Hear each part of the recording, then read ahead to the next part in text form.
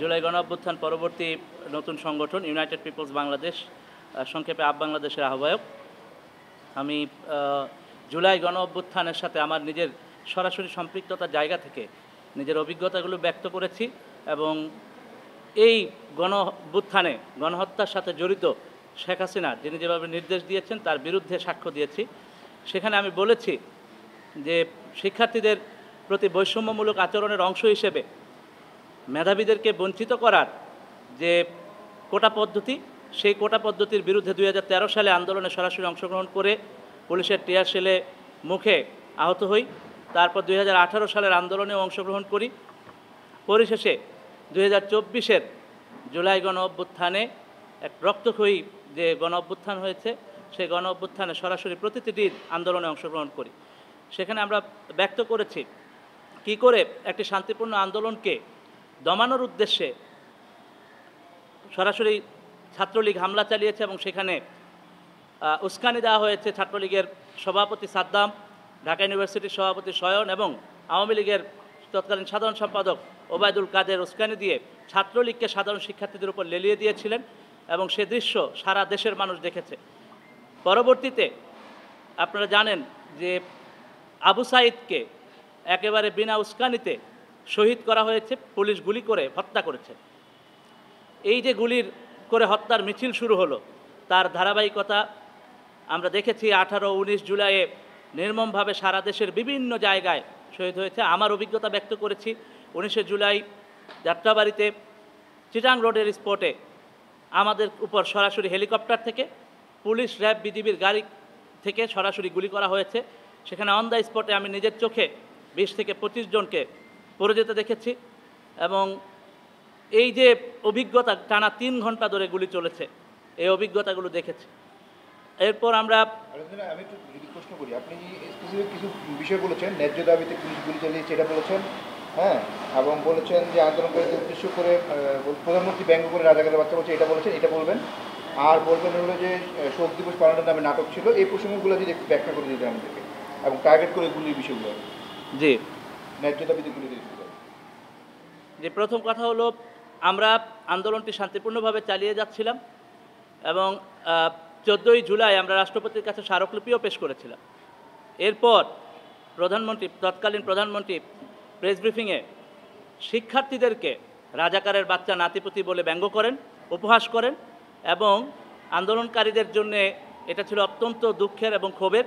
পরবর্তীতে বিশ্ববিদ্যালয়ে ছাত্রছাত্রীরা সবাই আন্দোলনে নেমে পড়ে। আপনারা জানেন সেই রাতের কথা, তুমি কে আমি কে, রাজাকার রাজাকার, কে বলেছে স্বৈরাচার স্বৈরাচার, এই স্লোগানে বিশ্ববিদ্যালয়ে মেতে ওঠে এবং সারা দেশে এটা ছড়িয়ে পড়ে। এর প্রেক্ষিতে আমি বলেছিলাম যে আওয়ামী লীগের সাধারণ সম্পাদক ওবায়দুল কাদের, ছাত্রলীগের সাদ্দাম এবং শয়নেরা শিক্ষার্থীদেরকে বলে যে এই আন্দোলন দমাতে ছাত্রলীগই যথেষ্ট, 5 মিনিটের মধ্যে ফু দিলে উড়ে যাবে, তারপর হলো যে সব কিছু মনে রাখা হবে, এই ধরনের হুমকিমূলক কথাবার্তা বলে এবং তারই প্রমাণ পাওয়া যায়। পরের দিন যখন 15 জুলাই ছাত্রলীগ ক্যাম্পাসে, ঢাকা বিশ্ববিদ্যালয় ক্যাম্পাসে সরাসরি শিক্ষার্থীদের ওপর, ছাত্রছাত্রীদের উপর নির্মমভাবে হামলা চালায়, সেই দৃশ্য, বিশেষত তন্নির চেহারার দৃশ্য সবার স্মরণে থাকার কথা। এই সকল দৃশ্য এবং এর পরের দিন যখন বিক্ষোভ কর্মসূচি ডাকা হয়, আপনারা জানেন তার মধ্যেই, সারা দেশে বিক্ষোভের মধ্যেই 6 জন কিন্তু শহীদ হয়। আবু সাঈদ সহ, চট্টগ্রামে ওয়াসিম শান্ত সহ 6 জনকে পুলিশ বিনা উস্কানিতে গুলি চালায়। এই আন্দোলনের দাবি ছিল জাস্ট চাকরিতে যেন সমসুযোগ পাওয়া যায়, এরকম একটা দাবিতে গুলি চালিয়ে আন্দোলন দমন করার যে নীতি, এই নীতি আমরা দেখেছি হাসিনার কাছ থেকে এবং এরপরে আমরা বিভিন্ন ফোন কলের মধ্য দিয়ে প্রমাণ পেয়েছি হাসিনার মাকসুদ কামাল স্যারের সাথে কিংবা আপনার এই হাসানুল হক ইনু, ফজলুর তাপসের সাথে ফোন কলগুলো আপনাদের মিডিয়াতেই এসেছে।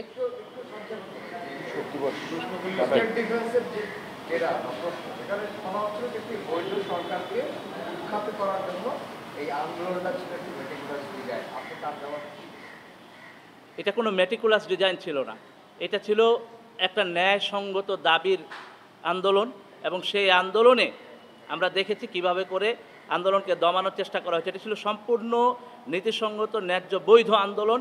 সাধারণ শিক্ষার্থীদের গণতান্ত্রিক অধিকার, এই বাংলাদেশের ছাত্র জনতার গণতান্ত্রিক অধিকার, তাদের যে ন্যায্য দাবি, সেই দাবি আদায়ের আন্দোলন। প্রশ্ন এসেছিল যে যাত্রাবাড়ির কথা বলা হচ্ছে যে ওখানে যেটা ঘটেছে সেটা হচ্ছে যে আন্দোলনকারীরাই ষড়যন্ত্র করে টার্গেট করে তাদের পরীক্ষা করা হয়। এই ব্যবস্থা আনবিলিভেবল যে এই কথাও আমাদেরকে শুনতে হয়। আমরা দেখেছি যে আবু সাঈদের এফআইআরের ক্ষেত্রেও বলা হয়েছে আবু সাঈদকে গুলি করা হয় নাই। এই ধরনের তথ্য যখন দেয়া হয় তখন আমাদের মানে দুঃখ লাগে এবং প্রচণ্ড ক্ষোভ তৈরি হয় যে যেখানে নির্মমভাবে হেলিকপ্টার থেকে গুলি করা হলো, মানে নানাভাবে গুলি করে আন্দোলনকারীদেরকে হত্যা করা হলো, সেখানে বলা হচ্ছে যে এগুলো ছিল ষড়যন্ত্র।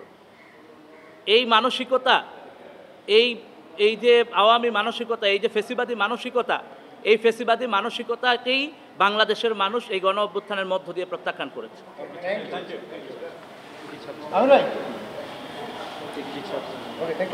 বিনোদ ভাই, আপনি আপনার জবানবন্দিতে বলছেন যে 6 আগস্ট লংমার্চে ধরা হওয়ার কথা ছিল, এটা আপনি আসিফ এবং সাদিক সাহেবের সাথে পরামর্শ করে আগান, ওইটা আসলে কী ছিল বা আপনার রোলটা কী ছিল? আমি তাদের সাথে ফোনে কথা বলি এবং ফোনে কথা বলে পরামর্শ দেই যে এই কর্মসূচিটা একদিন এগিয়ে আনতে হবে, যেহেতু আন্দোলনটা এখন পিকের মধ্যে আছে এবং সারা দেশের ছাত্র জনতা রাজপথে আছে। তো তারপর আমাদের মধ্যে আলাপ আলোচনার ভিত্তিতেই 4 তারিখ রাতে ঘোষণা হয় যে কর্মসূচি একদিন এগিয়ে আনার ব্যাপারটি। এটা কি আপনি প্রস্তাব দিয়েছেন?